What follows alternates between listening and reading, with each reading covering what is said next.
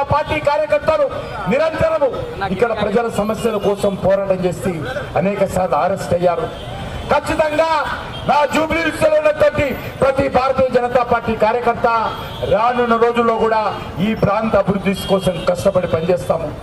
కాబట్టి రేవంత్ రెడ్డి మిగతా అభ్యర్థులా కాదు, కాంగ్రెస్ పార్టీ అభ్యర్థి, మొన్నటి వరకు మజ్లిస్ పార్టీ అభ్యర్థి, మొన్నటి వరకు అసదుద్దీన్ ఓవైసీ జిందాబాద్ అన్నాడు, ఈరోజు కాంగ్రెస్ పార్టీలో చేరాడు.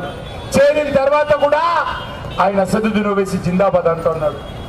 అసదుద్దీన్ ఓవైసీ నా గురువు అని చెప్పుకుంటున్నాడు. ఏ రకంగా కాంగ్రెస్ పార్టీకి అభ్యర్థికి మనవి చేస్తా ఉన్నాను. కాంగ్రెస్ పార్టీ ఆలోచించాలి. కాంగ్రెస్ పార్టీ అభ్యర్థికి గురువు రాహుల్ గాంధీ కాదు, రేవంత్ రెడ్డి కాదు, అసదుద్దీన్ ఓవైసీ గురువు అట.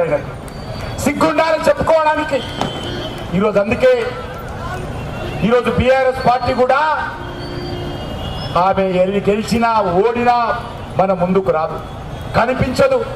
గతంలో ఉన్నటువంటి బీఆర్ఎస్ ఎమ్మెల్యే కూడా ఇక్కడ గుండాయిజము, రౌడీయిజము, భూ ఆక్రమణ చేసి అక్రమ కేసులు పెట్టాడు. మా మహిళా మోర్చా కార్యకర్తన్నది ఇక్కడ. ఈ యొక్క బీఆర్ఎస్ పార్టీ ఎమ్మెల్యే ఉన్నప్పుడు ఏ రకంగా మా మహిళల మీద బీఆర్ఎస్ నాయకులు మజ్లిస్ పార్టీ నాయకులతో కలిసి గూండాయిజం, రౌడీయిజం చేశారో నేను ఈ సందర్భంగా జ్ఞాపకం చేస్తా ఉన్నాను. ఎందుకు రౌడీయిజం చేశారో? మాకు రోడ్లు బాగా చేయాలంటే రౌడీయిజం, డ్రైనేజ్ సమస్య పరిష్కారం చేయాలంటే రౌడీయిజం. ఇటువంటి బీఆర్ఎస్ పార్టీకి, కాంగ్రెస్ పార్టీకి బుద్ధి చెప్పాలి.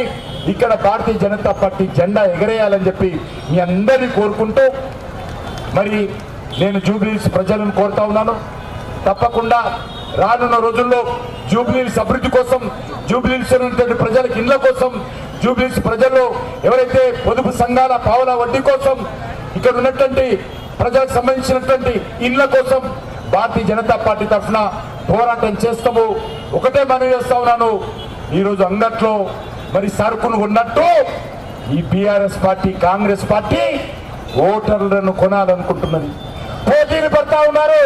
ఒక్కొక్కరికి 20 నుంచి 30,000 రూపాయలు ఒక్క ఓటర్కు చొప్పున ఖర్చు పెట్టి ఓట్లు కొనాలనుకుంటున్నారు. పోటీలు పడి కాంగ్రెస్ పార్టీ 20,000 అంటే బీఆర్ఎస్ పార్టీ 25,000 అంటుంది. బీఆర్ఎస్ పార్టీ 25,000 అంటే కాంగ్రెస్ పార్టీ 30,000 అంటుంది. ఇదేమైనా అంగట్లా సరుకు అడుగుతా ఉన్నారు. ఇక్కడ ఓటర్లు అంగట్లోగా కొనాలనుకుంటున్నారు.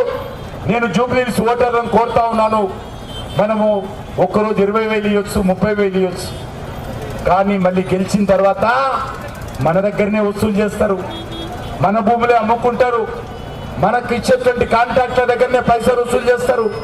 కాబట్టి ఇలాంటి పార్టీలకు బుద్ధి చెప్పాలి. డబ్బులు ఇచ్చి ఓట్లు కొనుక్కునేటువంటి బీఆర్ఎస్, కాంగ్రెస్ పార్టీకి బుద్ధి చెప్పాలి. జూబ్లీహిల్స్ ప్రజలు చాలా చైతన్యమైనటువంటి ప్రజలు, డబ్బులకు అమ్ముడు పోరు. జూబ్లీహిల్స్ ప్రజలు పులి బిడ్డలని చెప్పి నిరూపించాల్సిందిగా నేను కోరుకుంటున్నాను. మా అక్కలు, చెల్లెళ్ళు ఒక శివంగు లాగా ముందుకొచ్చి ఈ రెండు పార్టీలకు బుద్ధి చెప్పాలి. డబ్బులకు అమ్ముడు పోము, డబ్బుల కోట్లేయమని చెప్పాల్సినటువంటి అవసరం ఉంది. డబ్బుల రాజకీయాలు ఎక్కడివి? డబ్బులు మన దగ్గర దోపిడీ చేసినటువంటి డబ్బే. రేవంత్ రెడ్డి ఇంటి నుంచి పెట్టడం లేదు, కేసీఆర్ ఇంటి నుంచి పెట్టడం లేదు. మన ప్రజల డబ్బే వీళ్ళు డబ్బులు పెట్టి కొనాలనుకుంటున్నారు.